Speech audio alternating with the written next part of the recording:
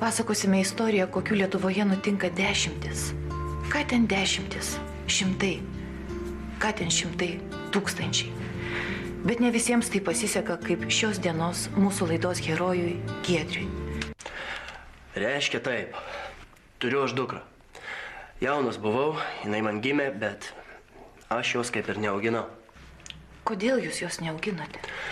Tai kad kažkaip rankos nedaeidavo. Tai vis darbai, tai ir to išgerimų dažnai būdavo. Po to kalėjimą atsisėdau porai metų, bet aš tai nekaltas buvau, pakišo mane tenai. Taip, kai jos neauginau, tai jinai, žinot, ir mano pavardės net neturi. Aš Savickas, o jinai Užaitė. Jūs verkite. Verkite, mes suprantame jūsų ašaras. O kodėl, Giedriau, jūs nusprendėte susirasti savo dukrą dabar? Kodėl jūs to nedarėte anksčiau? Taip, anksčiau, prisipažįstu, tikrai nebandžiau. Bet dabar, kai mato senatvę, tai ne už kalnų ateina, pats jaučiu. Praeitą savaitę radikulitas, kai susuko, tai jopšikmat neturėjau kur dėtis. Čia ir praeitą dar Cicėnas kaimynas dantuką buvo išmušęs, ačiū farmaceutui, va, dabar Danelę galiu valgyti. Kas tą stiklinę vandens paduos? Tai ieškau. Mes jūs suprantame, Giedriau, tikrai suprantame. O dabar, ar jūs pasiruošęs, Giedriau? Kam? Pažiūrėsime siužetą. Žiūriu.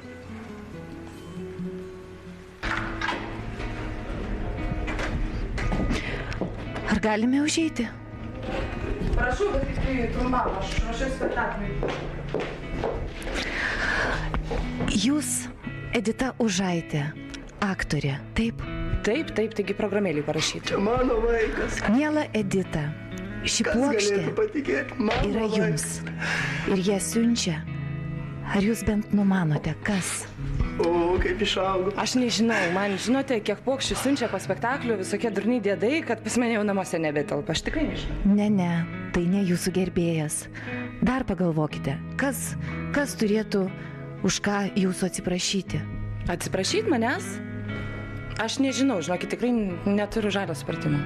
Na gerai, Edita, mes jūsų neerzinsim. Ir po reklamos pasakysim, nuo ko ta puokštė.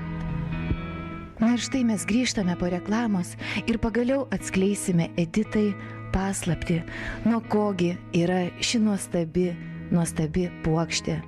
Iš jurginų raudonų ir geltonų, iš pievo gėlių surinkta. Pasakysit, kieno yra ta puokštė? Na gerai, Edita, tikrai, mes juk žadėjome jūsų neerzinti. Todėl ir sakome, kad šią nuostabaus grožio puokštę siunčia jūsų tėtis, Giedrius.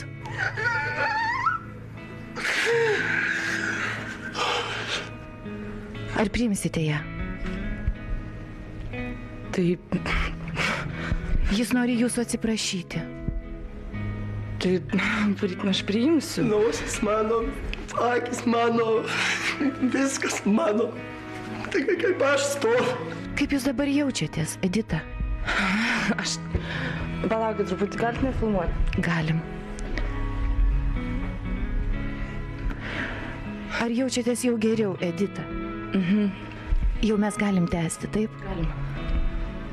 Tai aš vėl paklausiu, kaip jaučiatės, Edita?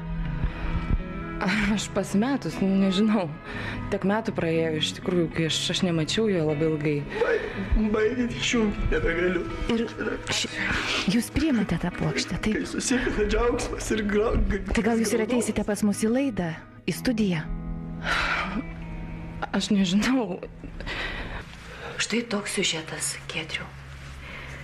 Kaip jūs jaučiatės? Kaip čia jaučiasi, toks skausmo gumulėlis, suprantat, viduj šokinėja. Jums ašarų spaudžia gerklę. Ne tai, kas spaudžia, ten griaužia viską. Bet jūs verkite. Jūs galvojate, ar sutiko Edita ateiti į studiją? Ką žinau, čia jūsų reikia klausti. Gerai, mes jūsų daugiau nebekankinsime. Edita sutiko ateiti. Tai aš ir taip ir galvoju. Bet ji pabijojo ateiti viena, todėl atsivedė ir savo mamą, jūsų buvusią žmoną. O, velnis. Taigi aš jai skolingas nuo tų laikų. Tai kam iš čia ją atvedė, taigi aš tik dukraus prašiau. Pasitikime jūsų dukrą Editą ir jūsų buvusią žmoną Inetą. Jopšik, matė. Edita, kaip jūs jaučiatės? Aš gerai, tetė atsirado, tiek metų nebuvo, dabar atsirado. Giedriau, kaip jūs jaučiatės? Ar laimingas? Iš vienos pusės labai gerai, va dukra, iš kitos pusės nelabai. Ineta, jūs sakėte, kad jūs savo ruoštų irgi norite kažko atsiprašyti. Jo, aš atėjau į laidą, kad atsiprašyčiau. Aš iš pat pradžių nedrįsau, o dabar jau pradrįsau ir noriu pasakyti, Giedriau, Editulė, atneš tau stiklinę vandens. Tik su viena sąlyga. Atnešiu. Palauk. Jeigu tu sumokėsi man skolą už elektrą. O dabar laikas priminti tas skolas, nes tik būtume pašnekėję, kam čia prie visų dabar. Edita, nereikia man tavo pinigų. Edita, čia mano skola, čia mano prieš ją garbės reikalas. Atiduosiu už tautos Kada? Kada? Daugiau dabar pasuksiu, daugiau pavešiu, taigi visokių dabar darbų atsiranda. Visą laiką taip sakai. Palauktų, kabelinės atsisakysiu. Dar grybai, uogos prasidės, tai oi čia. Nesvarbu, kas kiekam skolingas dvasiškai ir finansiškai. Svarbu atleisti vienas kitam. Aš taip pat gal. Ar jūs atleidžiate? Atleidžiam. Atleidžiu. Sumokės ir atleisiu. Tai palauk, kokia tu nuobodė dabar. Atleidžia, svarbu atleisti vienas kitam. Šioje laidoje tiek, o kitoje laidoje mes jums parodysime istoriją apie senyvą vyriškį, kuris bando susirasti savo dukrą. Taigi, atleiskime vieni kitiems ir mums visiems bus atleista. Dėkui labai.